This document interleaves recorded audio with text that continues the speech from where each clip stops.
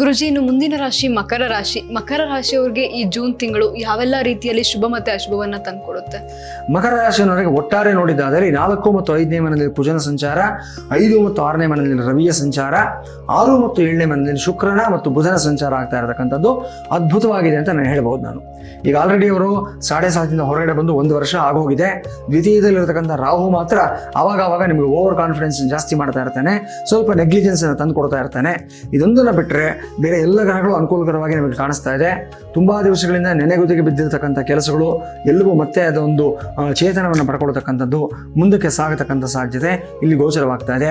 ಅದೇ ಪ್ರಕಾರ ಈ ಕೋರ್ಟ್ ಕೇಸ್ಗಳು ಯಾವುದಾದ್ರೂ ತುಂಬಾ ದಿವಸಗಳಿಂದ ಪೆಂಡಿಂಗ್ ಇದೆ ಅನ್ನೋದಾದ್ರೆ ಅದು ಎಲ್ಲೋ ಒಂದು ಹಂತದಲ್ಲಿ ಇತ್ಯರ್ಥಕ್ಕೆ ಬರುವಂಥ ಒಂದು ಸಾಧ್ಯತೆ, ನಿಮ್ಮ ಪರವಾಗಿ ತೀರ್ಪುಗಳು ಬರುವಂಥ ಒಂದು ಸಾಧ್ಯತೆ ಸ್ಪಷ್ಟವಾಗಿ ಕಾಣಿಸ್ತಾ ಇದೆ.